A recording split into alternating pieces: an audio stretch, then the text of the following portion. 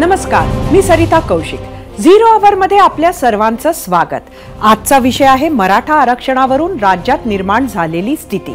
मराठा आंदोलनाचं यावेळचं केंद्रबिंदू आहे जालना आणि कदाचित त्यामुळेच मराठवाड्यात आंदोलनाचे तीव्र पडसाद उमटलेले दिसतायत। नेत्यांना गावबंदी केली गेली, विविध ठिकाणी आंदोलनं केली गेली। आज तर बीड जिल्ह्यातील माजलगावचे आमदार प्रकाश सोळंके यांच्या घरावर आक्रमक आंदोलकांनी धडक दिली। तोडफोड करत अंगणातील गाड्यांना आग लावण्यात आली। प्रकाश सोळंकेचे व्हायरल ऑडिओ क्लिप हे या उद्रेकाचं तात्कालिक कारण ठरल्याचं सांगितलं जात आहे। राष्ट्रवादीच्या खासदार सुप्रिया सुळे यांनी या सगळ्या प्रकाराला गृहमंत्री देवेंद्र फडणवीस यांना जबाबदार धरलंय। हे सरकारचं इंटेलिजन्स फेल्युअर असल्याचं सांगत त्यांनी फडणवीसांचा राजीनामा मागितलाय। मुख्यमंत्री एकनाथ शिंदे यांनी पत्रकार परिषद घेत आंदोलन भरकटतंय याकडे लक्ष वेधलं आणि टिकणारं आंदोलन देणार असल्याचा पुनरुच्चार केला। तर मनोज जरांगेंनी एका लहान मुलीच्या आग्रहाखातर पाण्याचा ग्लास तोंडाला लावला। तिकडे सोलापुरात भाजप आमदार सुभाष देशमुख यांच्या घरावर सकल मराठा समाजाचे 150 पेक्षा अधिक कार्यकर्ते धडकले होते। यवतमाळमध्ये शासन आपल्या दारी या कार्यक्रमात गोंधळ घालण्यात आला। तिकडे सांगोला मिरज रोडवर एकतपूर इथं मराठा आंदोलकांनी रास्ता रोको आंदोलन केलं। 2 तास वाहतूक रोखून धरली। मराठवाड्यातील सर्व 8 जिल्ह्यात बससेवा विस्कळीत झाली तर काही ठिकाणी पूर्णपणे ठप्प झाली होती। कोल्हापुरात संभाजी ब्रिगेडच्या वतीनं वकील गुणरत्न सदावर्ते यांच्या प्रतिकात्मक पुतळ्याला शॉक ट्रीटमेंट दिली गेली। शांतता आणि संयमाचा आदर्श पुढे ठेवलेलं हे आंदोलन हळूहळू उग्र होत चाललंय का असे प्रश्न विचारले जात आहेत। त्यावरूनच मनोज जरांगेंनी अगदी काही मिनिटांपूर्वी माध्यमांशी संवाद साधला आणि हिंसक घटनांवरून मोठी घोषणा केली। जाळपोळ करू नका, उद्रेक करू नका, हे कोण करत आहे ही थोडी शंका असो किंवा नसो, परंतु मी महाराष्ट्रातल्या मराठा समाजाला आज जाहीर आवाहन करतोय। आज रात्रीत आणि उद्या दिवसात मला कुठेही जाळपोळ केलेल्याची किंवा कोणाच्या घरी नेत्यांच्या घरी आपण बळत गेलेल्याची बातमी आली नाही पाहिजे। नसता मला उद्या संध्याकाळी प्रेस घेऊन वेगळा निर्णय घ्यावा लागेल। मी आज आणि उद्या सुद्धा चौकशी घेणार आहे हे नेमके कोण आहेत। बहुतेक असा अंदाज आहे सत्ताधाऱ्यातीलच लोक त्यांचे घर जाणून बुजून कार्यकर्त्याच्या त्यांच्याच हाताने जाळून घेत आहेत आणि मराठ्यांच्या शांततेच्या आंदोलनात डाग लावत आहेत। ही माझी शंका 100% खरी निघणार आहे। मनोज जरांगेंनी आवाहन केलंय, मात्र दिवसभरात 2 आमदारांची घरं पेटवली गेली आहेत। अनेक ठिकाणी हिंसक आंदोलनं झाली आहेत। त्यावर सुप्रिया सुळेंनी भाष्य करत थेट गृहमंत्री देवेंद्र फडणवीसांचा राजीनामा मागितला। त्यावरच होता आपला पहिला प्रश्न, तोच पाहण्यासाठी जाऊया आपल्या पोल सेंटरला। आजचा आपला पहिला प्रश्न होता, राज्यातील परिस्थिती पाहता गृहमंत्री फडणवीसांनी राजीनामा द्यावा, सुप्रिया सुळेंच्या मागणीशी सहमत आहात का? तुम्हाला सांगायचं होतं होय किंवा नाही। आमदार आणि खासदार यांच्यावर विशेष रोष दिसला। काहींनी राजीनामे द्यायला सुरुवातच केली होती तर दुसरीकडे आमदारांना खास लक्ष करण्यात आले। शांतताप्रिय आंदोलनानंतर आता खरंच तोडफोड जाळपोळीच्या घटना सुरू झाल्यात। त्याला खरंच आरक्षण मागणाऱ्या सर्वांचे समर्थन आहे का हा मोठा प्रश्न असला तरीही त्याच्या झळा मात्र बसत आहेत। कशा आणि का ह्यासाठी बघूया हा स्पेशल रिपोर्ट।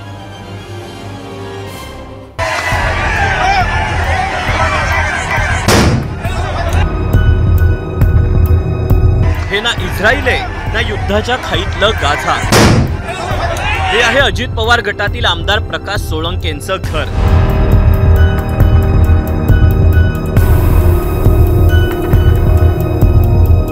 इकडे मनोज जरांगेंच्या उपोषणाचा दुसरा टप्पा सुरू झाला आणि तिकडे मराठा आरक्षण आंदोलनानं आक्रमक रूप धारण केलं। पहिले 2-3 दिवस कॅन्डल मार्च, साखळी उपोषण, रास्ता रोको अशा प्रकारे आंदोलनं सुरू होती. मात्र त्यानंतर आंदोलनानं काही शहरांमध्ये हिंसक वळण घेतलं. माजलगावचे आमदार प्रकाश सोळंकेंच्या घरी एक जमाव पोहोचला. त्यांनी आधी दगडफेक केली, त्यानंतर त्यांची गाडी पेटवली. त्याचबरोबर घरासमोरील 4 वाहनासह दुचाकीही पेटवली.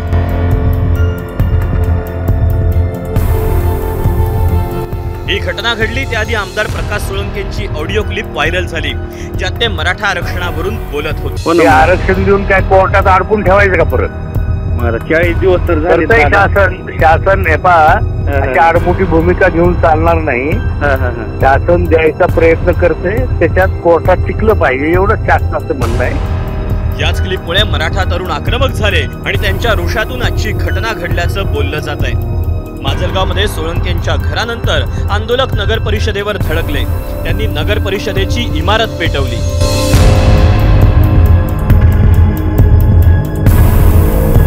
आमदार बबनराव शिंदेंचा मुलगा रणजित शिंदेंनी जरांगेंच्या सभेसाठी 50,000 रुपये दिल्याचं वक्तव्य केलं.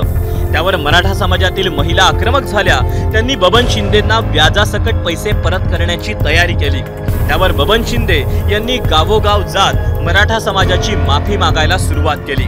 सोळंकेंच्या घरावर ज्या पद्धतीनं आंदोलक धडकले, त्याच पद्धतीनं माजी मंत्री सुभाष देशमुखांच्या घरावर देखील आंदोलक धडकले होते. त्यानंतर तिथे काही काळ तणाव होता. नेत्यांची घरच नाही तर जिल्ह्यात बसेसचीही तोडफोड झाली. त्यामुळे जिल्ह्यातील एसटी सेवा बंद केली.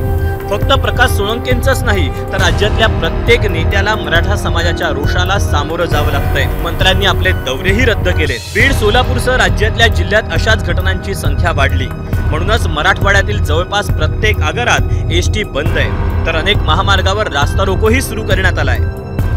परभणी जिल्ह्यात देखील जाळपोळीच्या घटना सुरू झाल्या. तिथे मादोलीमध्ये तहसीलदाराची गाडी फोडली, तर आष्टीमध्ये तहसीलदाराची गाडी पेटवण्यात आली. तिकडे शिर्डीमध्ये एसटी बसेसवरील पंतप्रधान आणि मुख्यमंत्री यांच्या पोस्टरवर काळं फासलं गेलं. तर यवतमाळमध्ये शासन आपल्या दारी या कार्यक्रमाच्या पोस्टरलाही काळं फासल्याच्या घटना पुढे आल्यात. इतक्या आक्रमक घटना सुरू झाल्यानंतर त्यावरून राजकारणही सुरू झालं. हे आंदोलन भरकटत चाललेलं आहे, दुसऱ्या दिशेला चाललेलं आहे. याचा विचार मनोज जरांगे पाटील, त्यांची टीम आणि सकल मराठा समाजाने घेणं गरजेचं आहे. हे आंदोलन जे हिंसक का होत आहे, कारण याच्या मागे कोण आहे आणि हे आत्महत्येचं प्रमाण, आत्महत्या का होत आहे, याच्या मागे कोण आहे, याचा विचार मराठा समाजातल्या नेत्यांनी केला पाहिजे. महाराष्ट्रामधल्या एका आमदाराच्या घरामध्ये जाळपोळ झालेली आहे. हा अतिशय गंभीर विषय आहे आणि महाराष्ट्राच्या गृहमंत्र्यांनी राजीनामा दिला पाहिजे. कारण काय का सिटिंग आमदाराच्या घरात जाळपोळ झाली आहे. त्याच्यानंतर माजलगावच्या पंचायत समितीची बिल्डिंग जी मी तुमच्याच सगळ्यांच्या चॅनलवर आता पाहिली, तिथे जाळपोळ चालू आहे. It's a complete intelligence failure. महाराष्ट्राच्या गृहमंत्रालयाचा फेलियर आहे. एखादा वणवा पेटण्यासाठी एक ठिणगी पुरेशी असते, तसंच शांततेत सुरू असलेल्या राज्यव्यापी आंदोलनाला पेटवण्यासाठी एखादी हिंसक घटनाच पुरेशी असते. आणि त्यामुळेच की काय, मराठा आंदोलनावर गालबोट लागू नये म्हणून मनोज जरांगेंनी देखील शांततेचं आवाहन केलंय. ब्युरो रिपोर्ट, 0 अवर, एबीपी माझा. आज महाराष्ट्रात अनेक जिल्ह्यांमध्ये तणाव आहे. गावोगाव साखळी उपोषणं सुरू झाली आहेत. अशातच जर हिंसक घटना वाढल्या तर राज्यात सुरक्षा आणि सुव्यवस्थेचा प्रश्न निर्माण होण्याची भीती आहे. राष्ट्रवादीच्या आमदाराच्या म्हणजेच प्रकाश सोळंकेच्या घरासमोर जाळपोळ झाली, ती बघितली. बीडमध्ये राष्ट्रवादी कार्यालय पेटवलं. आमदार संदीप क्षीरसागर यांचं घर आणि कार्यालय अशा दोन्ही ठिकाणी जाळपोळ केली. त्यात कार्यालय जवळपास खाक झालंय. त्यांच्या बंगल्यामधील गाड्याही जाळल्या. इतकंच नाही तर शहराच्या मध्यवर्ती ठिकाणी एक हॉटेलही पेटवण्यात आले. म्हणजेच आज दिवसभरात एकट्या बीडमध्ये 6 ठिकाणी जाळपोळ झाली आहे. तर तिकडे भाजपचे आमदार प्रशांत बंब यांचं गंगापूर मधलं कार्यालयही फोडलं. अशाच घटना अनेक शहरांमधून समोर येत आहेत. त्याच घटनांवर होता आजचा आपला पहिला प्रश्न. त्यावरच्या प्रतिक्रिया पाहण्यासाठी आपण जाऊयात आपल्या मीडिया सेंटरला. आजचा आपला पहिला प्रश्न मी परत सांगते. आपला प्रश्न होता, राज्यातील परिस्थिती पाहता गृहमंत्री फडणवीसांनी राजीनामा द्यावा. सुप्रिया सुळेंच्या मागणीशी सहमत आहात का? तुम्हाला सांगायचं होतं होय किंवा नाही. आता तुमच्या प्रतिक्रिया बघूया. पहिली प्रतिक्रिया एक्स वरून अर्जुन, महाराष्ट्र धगधगत असताना गृहमंत्री छत्तीसगडमध्ये जाऊन प्रचार करणे लाजिरवाणे आहे. एक्स वरून मनोहर गुळवे, सुप्रियाताई, तुम्हाला मराठ्यांच्या गरजेपेक्षा बाकीचे प्रश्न महत्वाचे वाटतात का? एक्स वरून प्रदीप थत्ते, वडिलांची सत्ता घालवल्यामुळे सुळे फक्त फडणवीसांचा वैयक्तिक द्वेष करतात. युट्यूब वरून शंतनू गायके, मराठा बांधवांनी या विरोधी राजकीय लोकांच्या बोलण्यावर जाऊ नये. हे लोक स्वतः काहीच करत नाहीत आणि विरोधात गेल्यावर मागणी करतात. युट्यूब वरून अमोल, फडणवीस एक दिवसात स्थिती सुधारू शकतात पण मराठे नाराज होतील म्हणून शांत आहेत. त्यांना आधीच मनोज जरांगेंनी मराठा द्वेषी पदवी दिली आहे. फेसबुक वरून संदीप कोकाटे, सुप्रिया सुळे आरक्षण द्या कधी म्हणत नाही, फक्त राजीनामा मागायचं राजकारण करतात. फेसबुक वरून राजेंद्र महाजन, तुमचा गृहमंत्री तुरुंगात गेला तरी राजीनामा दिला नाही, ही तुमची नीतिमत्ता, तुम्हाला राजीनामा मागायचा अधिकार आहे का? फेसबुक वरून प्रसाद भिडे, अजून मराठा समाजातील सरळमार्गी लोकांना समजत नाहीये का की हे आंदोलन कुणी पेटवलंय? या विरोधकांचा सगळा इंटरेस्ट फक्त फडणवीसांची खुर्ची काढून घेण्यातच आहे. इंस्टाग्राम वरून राहुल मसूरकर, मराठा आरक्षणावर विरोध करणारे आज लोकांचा राजीनामा मागतायत.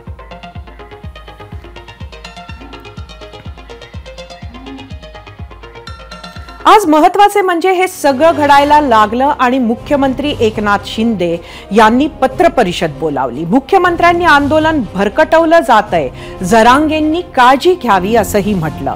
महत्वाचं म्हणजे त्यांनी केलेल्या उपसमितीची आज बैठक घेतली आणि ज्या उपसमितीनं 2 दिवस आधी अहवाल सादर करता येणार नाही वेळ मागितला होता, त्याच समितीनं आज थेट पहिला अहवाल सादर केला असंही मुख्यमंत्र्यांनी सांगितलं. उद्या हा अहवाल कॅबिनेट समोर ठेवण्यात येणार असून तो स्वीकारला जाणार हे सुद्धा जाहीर केलं. त्यात ज्या 11,530 लोकांना कुणबी प्रमाणपत्र मिळतंय त्यामुळे त्यांच्या आरक्षणाचा मार्ग मोकळा झाला असंही शिंदेंनी सांगितलं. आरक्षणाच्या प्रत्येक प्रश्नावर गांभीर्यानं चर्चा करण्याची वेळ आली आहे. त्यासाठी आपल्या सोबत आहेत माजी सनदी अधिकारी आणि इतिहासाचे अभ्यासक विश्वास पाटील. आपल्या गेस्ट सेंटरला जाऊयात. विश्वासजी, 0 आवर मध्ये आपलं स्वागत आहे. नमस्कार. खरं तर एकंदरीतच ब्रिटिशकालीन नोंदी काय सांगतात? आपण आज अभ्यासावर बराच बोलला आहात. काय नक्की ब्रिटिशकालीन नोंदी सांगत आहेत? ब्रिटिशकालीन नोंदीनुसार जी पहिली जनगणना यशस्वीरित्या झाली, सर्व जाती सर्व धर्म समावेशक 1881, त्यानुसार जे आकडे आलेले आहेत, महाराष्ट्रभर बहुतांशी सर्व जिल्ह्यामध्ये कुणब्यांची संख्या मोठ्या प्रमाणावर दिसते, हे कन्क्लुजन आहे.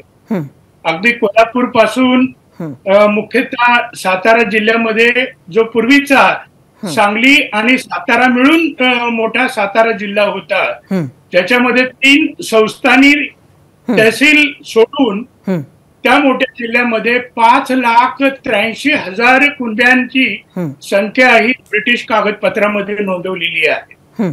त्याचबरोबर पुणे जिल्ह्यामध्ये 9 लाखाची लोकसंख्या असताना 4 लाख कुणबी आणि त्यांची सब डिव्हिजन वाईज ही संख्या देण्यात आलेली आहे. सर्वात कमी कुणबी हे ठाणे जिल्ह्यात आहेत, कारण तिथे आगरी जमात मोठ्या प्रमाणावर होती. त्यामुळे मुरबाडच्या बाजूला फक्त 15,000 कुणबी ठाणे जिल्ह्यात दिसतात. बाकी रायगड पासून ते सिंधुदुर्ग म्हणजे मधला रत्नागिरी, तो सगळा कोकण पट्ट्याचा विचार केला तर जवळजवळ 3 लाख ही कुणब्यांची संख्या दिसते. त्या ठिकाणी मराठीची संख्या कमी आहे त्या मानाने, आणि ती दाखवण्यात आलेली आहे. म्हणजे त्या काळच्या नोंदी आपण जे म्हणत आहात ते मराठा आणि कुणबी अशा वेगवेगळ्या नोंदी करण्यात आल्या आहेत का? नाही, त्याच्यामध्ये 2 जिल्हे जे मुख्य आहेत, सातारा आणि पुणे, त्याच्यामध्ये कुणबी आणि मराठा हे एकच धरलेले आहेत. कुणबी म्हणजेच they are professional cultivators of this land, those are Marathas, असं त्यांनी अनेक ठिकाणी नोंदी केलेल्या आहेत ब्रिटिश सरकारने. पण इतर उर्वरित अगदी त्यावेळेच्या बॉम्बे प्रेसिडेन्सी मधला बेळगाव जिल्हा, या बेळगाव जिल्ह्यामध्ये मराठ्यांची संख्या जास्त आहे, जवळजवळ 1 लाख आहे, आणि कुणब्यांची संख्या जवळजवळ 45,000 आहे. फक्त पुणे आणि सातारा सारखे मोठे जिल्हे आहेत, पण स्वतःची सर्व जिल्ह्यामध्ये मोठ्या प्रमाणावर ही संख्या कुणबी संख्या आढळून येते. अहमदनगरला 1,53,000 आहेत, औरंगाबाद त्यावेळच्या जालन्यासह 2,88,000 आहेत, तर सोलापूरला 2,84,000 आहेत. तर अशी कुणब्यांची संख्या मोठ्या प्रमाणावर आहे. आणि तो जो सर्वे होता तो सर्व जाती धर्म समावेशक, त्याचबरोबर जे छोटे व्यावसायिक होते, मग वलार असतील, बुरुड असतील, चिवारीचा कापडाचा उद्योग करणारे किंवा मोठ्याचा उद्योग करणारे आगरी असतील, ह्या प्रत्येक समाजाच्या नोंदी घेतलेल्या आहेत. त्यामध्ये स्त्री किती पुरुष किती एवढंच नाही तर विवाहित किती अविवाहित किती इतकंच नाही तर त्या जिल्ह्यामध्ये जन्मलेले किती आणि त्या जिल्ह्याच्या असून दुसऱ्या जिल्ह्यात जन्मलेले किती, अशा पद्धतीनं शास्त्रशुद्ध आकडे आहेत. आणि माझ्या माहितीप्रमाणे 1881 ते 1931 पर्यंत दर 10 वर्षांनी जी जनगणना व्हायची ती जातवार, धर्मवार आणि व्यवसायवार व्हायची. त्याच्यामध्ये संपूर्ण महाराष्ट्रभर कुणब्यांची संख्या, कुणबी मराठ्यांची संख्या मोठ्या प्रमाणावर आहे. खरं तर आता आपण सांगितलं काही ठिकाणी ती एकत्रित करण्यात आलेली आहे, काही जिल्ह्यांमध्ये ती एकत्रित नाही आहे. मात्र म्हणजे जसं आपण सांगितलं की 2 जिल्ह्यांमध्ये ते सगळे कल्टिवेटर्स हे कुणबी अशा पद्धतीनंच पकडल्या गेले, जी आजची भूमिका अनेकांची आहे. याचा फायदा आज आरक्षण मागणारे स्वतःसाठी कसं करून घेऊ शकतील?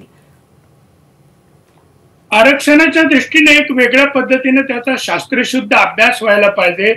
इतर संख्या किती आणि ही संख्या किती, किंवा 1881 पासून 1931 पर्यंत ट्रेंड कसा कसा बदलत गेला हे बघायला पाहिजे. पण बेसिकली कुणबी मराठा समाजाची संख्या मोठ्या प्रमाणावर आहे आणि बऱ्याच ठिकाणी ब्रिटिश या कन्क्लुजनला येतात की कुणबीज आर मराठास, अशा पद्धतीनं अनेक अगदी नागपूर पर्यंतच्या त्यांच्या नोंदी आहेत. नागपूरला दुहेरी नोंदी आहेत, त्या ठिकाणी 1,55,000 जवळजवळ कुणबी आहेत आणि मराठ्यांची संख्या खूप कमी आहे त्या जिल्ह्यामध्ये.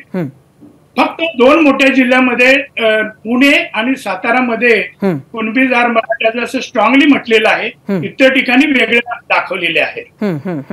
पण मग ह्या 2चा किंवा नागपूरचा असा आधार घेऊन आज फायदा होऊ शकतो, आपण अभ्यास केलात तर होऊ शकता असं आपण म्हटलंच आहे. मात्र आपल्याला ते पुरावे इथं पुढे खरंच कसे लागू होतील हे आपल्या अभ्यासात काही सापडलं का? नाही, मला असं वाटतं की तो जो ट्रेंड 1881 ते 1931 पर्यंत कसा कसा बदलत गेला, फारसा बदलण्याची शक्यता नाही. पण हा प्रश्न महत्वाचा आहे की समजा जर सातारा जिल्ह्यामध्ये 5,83,000 कुणबी संख्या असेल आणि आज जर कुणाला त्याच्यामध्ये 2-3 हजार फक्त आढळत असेल रेकॉर्डवर, तर मग हे सगळे कुणबी गेले कुठे, नक्की त्यांचं स्थलांतर झालं कुठं, हेही प्रश्न उपस्थित होऊ शकतात. तुम्ही प्रशासनात राहिलेला आहात, एक प्रश्न मी आपल्याला विचारते की एकंदरीत शासनानं 30 दिवसाची मुदत मागितली होती, जरांगेंनी त्यात 10 दिवस ऍड करून त्यांना दिलं होतं. खरंच 40 दिवसात हा अभ्यास, असा अहवाल शक्य होता का?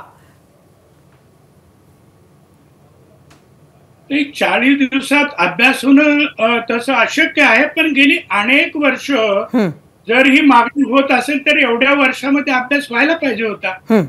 नक्कीच अनेक वर्ष प्रश्न भिजत पडलेला आहे आणि लोकांच्या जगण्या मरण्याशी तो जर प्रश्न असेल तर सिरियसली पहिल्यापासून जर त्याचा विचार केला असता तर.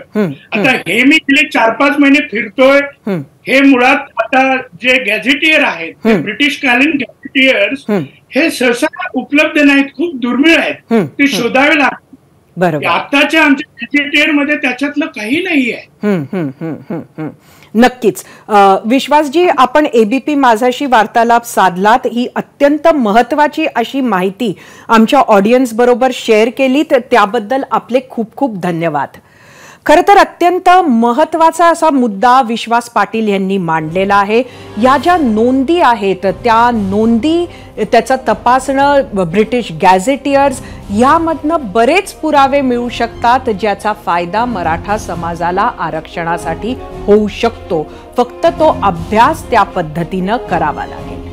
मनोज जरांगे, ज्यांच्या उपोषणाला आज 6 दिवस पूर्ण होत आहेत, यावेळी पाणीही न पिता उपोषण सुरू त्यांनी ठेवलं होतं.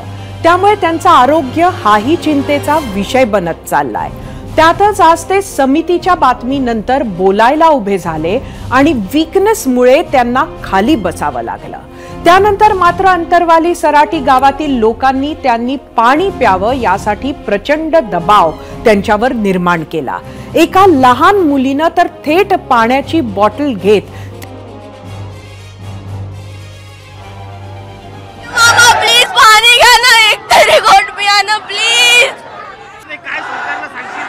त्यांच्या घरात घुसून मारायला कमी करणार नाही. जर माझ्या मामाच्या जीवाला काही हानी झाली तर त्यांना जीवन सोडणार नाही. आखरीचा इशारा आहे पूर्ण सरकारला. मी भवानीची शपथ घेऊन सांगायला, जर माझ्या मामाला काही झालं तर मी सरकारला जीवन सोडणार नाही. घरात घुसून मारताला आम्ही सगळ्या माय बहिणी.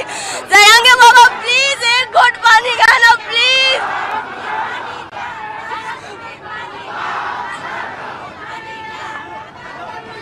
प्लीज मला 2 मिनिटं येऊ द्या ना मामामध्ये. मी सकाळपासून बोलायले ना तुम्हाला. आणि शेवटी मनोज जरांगेनं या बालिकेच्या विनंतीला मान देत पाणी प्राशन केलं. तुर्तास वेळ झालीये पोल सेंटरला जाण्याची, महाराष्ट्राचा कौल पाहण्याची. आजचा आपला प्रश्न तुम्हाला परत सांगते. राज्यातील परिस्थिती पाहता गृहमंत्री फडणवीसांनी राजीनामा द्यावा, सुप्रिया सुळेंच्या मागणीशी सहमत आहात का? एकूण 51,000 मतं युट्यूब. 86% लोकांनी होय म्हटलंय, 14% लोकांनी नाही म्हटलंय. इंस्टाग्रामवर एकूण 4,000 मतं.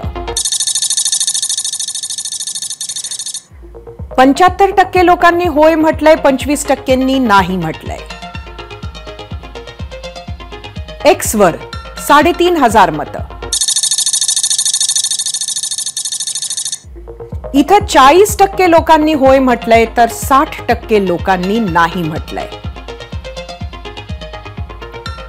फेसबुकवर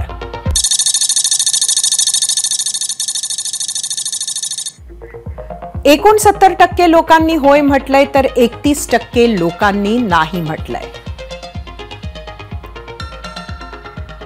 एक उपमुख्यमंत्री अजित पवार यांना डेंग्यू झाल्यामुळे ते सर्वच घडामोडींपासून दूर आहेत, तर दुसरीकडे दुसरे उपमुख्यमंत्री आज नियोजित कार्यक्रमामुळे छत्तीसगडला होते. त्यामुळे मुख्यमंत्री एकनाथ शिंदे हेच आरक्षण प्रश्नी आज फ्रंट फुटवर खेळताना दिसले. मात्र त्यांच्या पत्र परिषदेनंतरही तीव्र झालेले आंदोलन शमले नाही. मनोज जरांगे यांनी तर आंदोलन शांततेत करावे, हिंसा नको असे जरी सांगितले असेल तरी आंदोलकांनी मात्र ते ऐकले नाही.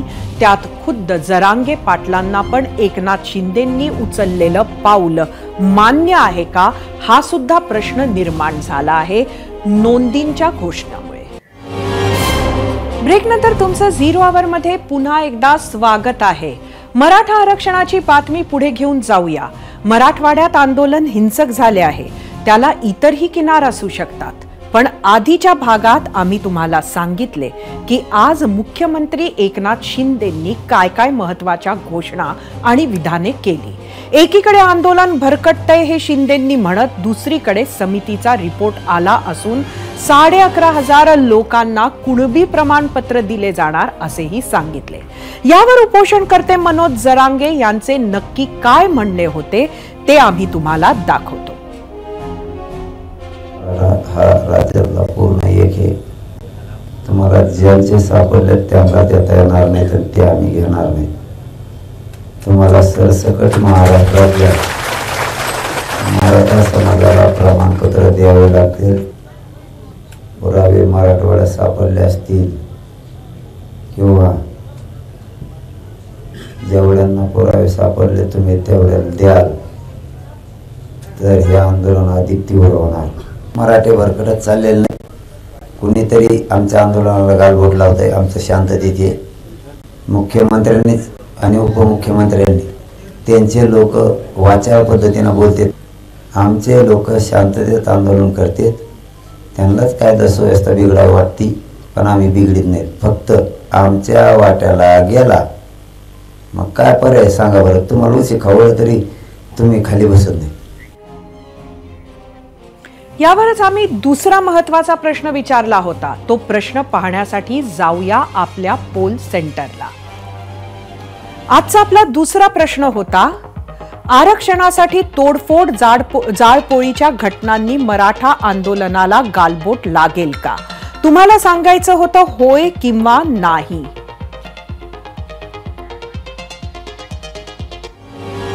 दोन 2016 ते आतापर्यंत सामाजिक आणि आर्थिक समस्या म्हणून मराठ्यांनी आरक्षणासाठी मोर्चे बांधणी केली, निवेदनं दिली, मोर्चे काढले, संवाद साधले, उपोषण केली, आंदोलनं केली, पण तीही अगदी शांततेच्या मार्गानं. कधीही मराठ्यांनी आपला संयम सोडला नाही. मात्र 2 दिवसांच्या हिंसक घटनांमुळे शांततेच्या मार्गानं चालणारं मराठा आंदोलन दिशा तर भरकटत आहे का, असा प्रश्न राज्याचे मुख्यमंत्री एकनाथ शिंदे यांनी विचारलाय.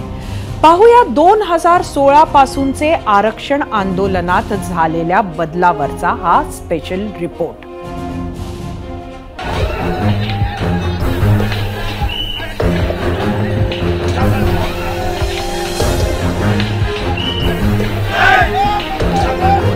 ही दृश्य कुठल्या दंगलीची नाहीत, तर ही दृश्य आहेत आरक्षणासाठी आक्रमक झालेल्या मराठा आंदोलकांची.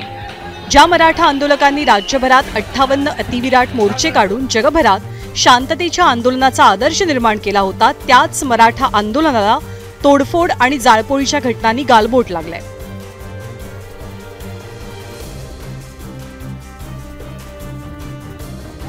माजलगावमध्ये राष्ट्रवादीचे आमदार प्रकाश सोळंकेंच्या घरावरती मोर्चा काढून दगडफेक झाली. तसंच बंगल्याचं गेट तोडून सर्व गाड्या फोडून त्या गाड्यांना आग लावली गेली.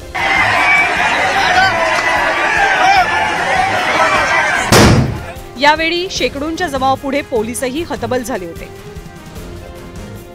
परभणीच्या मानवतमधील मानोलीत आंदोलकांची समजूत काढण्यासाठी गेलेल्या तहसीलदारांनाही मराठ्यांच्या रोषाचा सामना करावा लागला. खासदार आमदार काय करायला तर गाड्या पडलेल्या दाखवायला तर त्यांनी शेण खायला जाते का गावायला? जातच नाही ना, जायचंच नाही. आणि आता तरी इथे पडायला पुन्हा आमदारा खासदारा सगळं राख्या टाकून फुकून देतो. बाया फुकून देतो गाड्या. आम्ही माणसं बस झाली आता.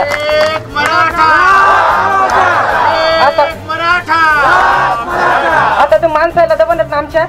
आता बाया आम्ही गाड्या फुकून देऊ द्यायच्या. नाही आता पडायला दाखवायला तर त्यांनी शेण खायला जातच नाही, त्या गावातच जात नाही गाड्या घेऊन. ठिकठिकाणी नेत्यांचे बॅनर्स फाडणं, कुठे काळं फासणं अशा घटना वाढू लागल्या. याशिवाय राज्यभरात रास्ता रोको आंदोलनही केलं जात आहे. आरक्षणाचा हा तिढा वाढता असताना काही मराठा युवकांनी थेट टोकाचं पाऊल उचललं. अंतरवली सराटीपासून 22 किलोमीटर अंतरावरती असलेल्या कुक्कड गावातील 27 वर्षीय तरुणानं आत्महत्या केली. तर मराठ्यांना आरक्षण का देत नाही असा प्रश्न विचारत लातूरच्या गोंद्रीमध्ये 32 वर्षीय तरुणानं आपलं आयुष्य संपवलं. पुण्याच्या कार्ला येथील तलावात 5 मराठा बांधव जलसमाधीसाठी उतरले होते, परंतु पोलिसांच्या हस्तक्षेपानं मोठा अनर्थ टळला. मराठा आरक्षण मिळावं म्हणून मनोज जरांगे पाटलांनी सर्व समाज एकत्र आणला. त्यांनी आंतरवाली सराटीत 17 दिवस उपोषण केलं. त्यानंतर सरकारला 40 दिवसांचा अल्टिमेटम दिला. पण सरकारी काम आणि 6 महिने थांब याचा प्रत्यय आलेल्या जरांगेंनी ही आपली पहिली आणि शेवटची संधी म्हणत सरसकट मराठ्यांना कुणबी प्रमाणपत्र द्यावं या मागणीसाठी पुन्हा उपोषणाचं अस्त्र उगारलं. उपोषणामुळे दिवसागणिक जरांगेंची प्रकृती खालावू लागली. तसतशी दुसरीकडे मराठा समाजाची चलबिचल वाढू लागली आणि या सर्वाचा परिपाक म्हणून या हिंसक घटनांकडे पाहिलं जात आहे.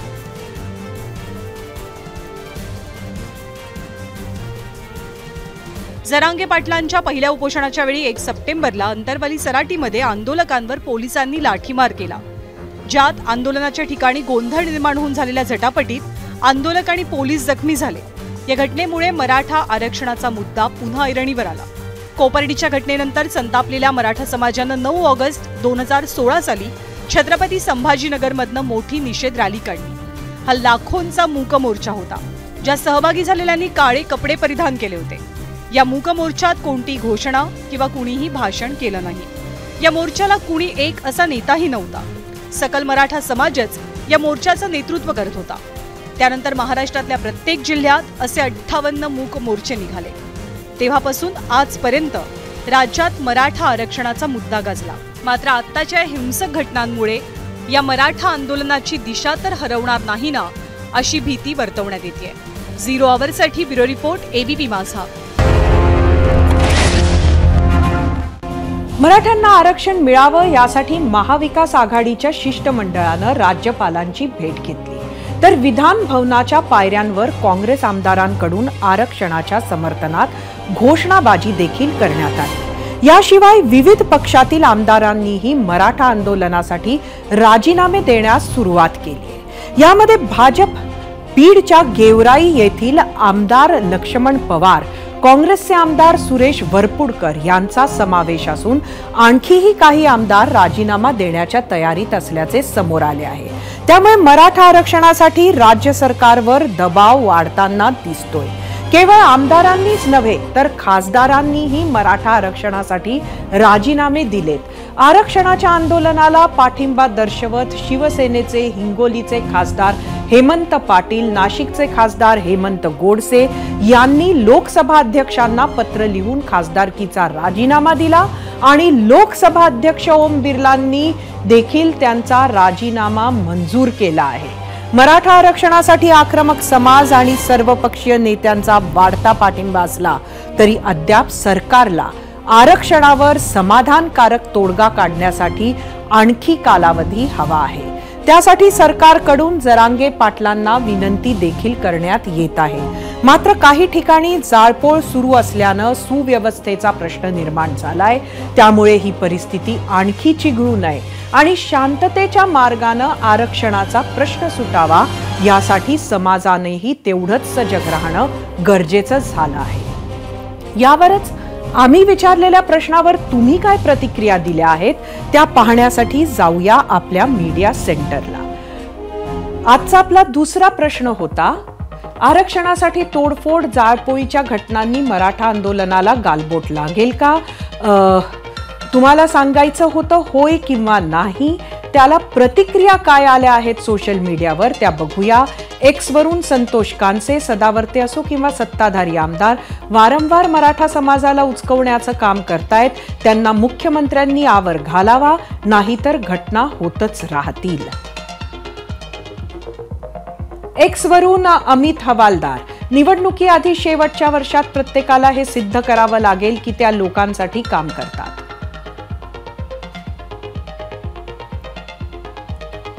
यूट्यूब वरून विलास कटवाडे, शांत राहून न्याय मिळत असेल तर भगतसिंह राजगुरूंनी बॉम्ब टाकले असते, शांतीत क्रांती फक्त म्हण पडली आहे का? यूट्यूब वरून नामदेव वराळे, किती दिवस शांततेत आंदोलन करायचे? गेंड्याची कातडी असलेल्या राजकीय पक्षांना जी भाषा समजते त्याच भाषेत सांगायची वेळ आली आहे। यूट्यूब वरून कृष्णा, संयमाची सीमा संपली, किती दिवस समाजाला मूर्ख बनवाल? यूट्यूब वरून उदय जगताप, माणसं आत्महत्या करतायत, सरकार निर्णय घेत नाही, त्यामुळे संयम सुटत चाललाय।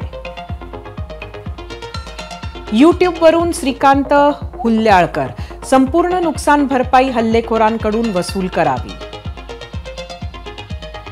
यूट्यूब वरून भारत सावंत, संयम संपला की अशा घटना घडणारच, प्रत्येक मराठा एल्गार करेल। फेसबुक वरून अमोल विठ्ठलराव गाडेकर, मराठा युवकांना कळकळीची विनंती, जरांगे पाटलांनी सांगितल्याप्रमाणे आंदोलन शांततेत होणार आहे। फेसबुकवरून सुनील कागदे, मराठा तरुणांचे जीव जात आहेत. जरी जरांगेंच्या भूमिकेवरून मराठा शांततेत आंदोलन करतायत, हे मराठ्यांचे काम नाही, यात राजकारण केलं जातंय. इंस्टाग्रामवरून सचिन जाधव, अजिबात नाही, इथं अख्खा महाराष्ट्र उठून बसला आहे, आता माघार नाही.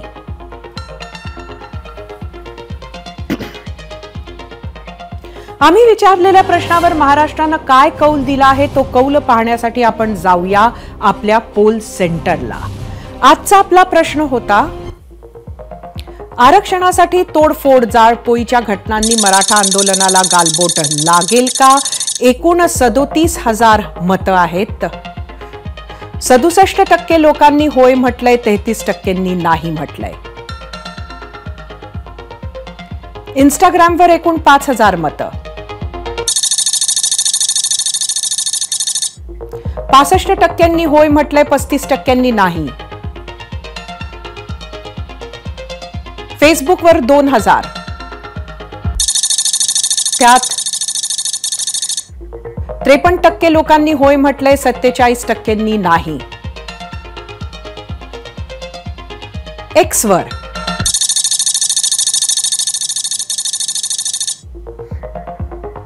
63% होय म्हटलंय, 37% नाही. फडणवीस सरकारच्या काळात मराठा आरक्षणाच्या मागणीनं जोर धरला. अत्यंत शांततेत 58 मोर्चे काढून मराठा समाजाने एक वेगळा आदर्श निर्माण केला होता. फडणवीस सरकारनं मधल्या काळात आरक्षणही दिलं, ते काही काळ टिकलं, पण नंतर सर्वोच्च न्यायालयात त्याच्या पुढे गतिरोधक उभा राहिला आणि ते टिकलं नाही. दरम्यान फडणवीस सरकार गेलं, मविया सरकार आलं. कोरोना आणि इतर विषयांपुढे मराठा आरक्षणाच्या महत्वाच्या मुद्द्याचा काही काळ विसर पडला. आता आंदोलन करण्याचा अधिकार हा लोकशाहीत सर्वांना आहे. मात्र सध्याचे हे आंदोलन ज्या गतीनं आज काही भागात हिंसक झाले आहे, ते बघता ते नक्की कोणाच्या हातात उरलंय का हा प्रश्न निर्माण होतोय. याचे उत्तर उद्याच मिळेल, कारण मनोज जरांगेंनी तब्येत खालावली असतानाही आज परत संध्याकाळी जे आवाहन केलं ते हे होते की जाळपोळीला माझं समर्थन नाही. जर उद्याही जाळपोळीच्या घटना घडल्या तर मला वेगळा निर्णय घ्यावा लागेल. त्यामुळे उद्या आंदोलक काय करणार? जरांगेंनी दिलेली हाक ऐकणार का, की जरांगेंना वेगळा निर्णय घ्यायला भाग पाडणार? आणि जर असे झाले तर तो वेगळा निर्णय नक्की काय असणार? हे सगळेच प्रश्न आज अनुत्तरित आहेत. मात्र राज्यात शांतता राहावी, आपली सर्व जनता सुरक्षित असावी, हे मनोज जरांगेंसह एबीपी माझाचंही आवाहन आहे. आता बातमी आमदार अपात्रते संबंधीची. शिवसेनेच्या 16 आमदारांच्या अपात्रतेबाबत 31 डिसेंबरपर्यंत निर्णय घ्या, असे निर्देश सरन्यायाधीश धनंजय चंद्रचूड यांनी विधानसभा अध्यक्ष राहुल नार्वेकर यांना दिले. वेळकाढूपणाचं धोरण दिसलं तर आम्हाला सुनावणी घ्यावी लागेल, अशा कडक शब्दात सर्वोच्च न्यायालयानं ताशेरे ओढले.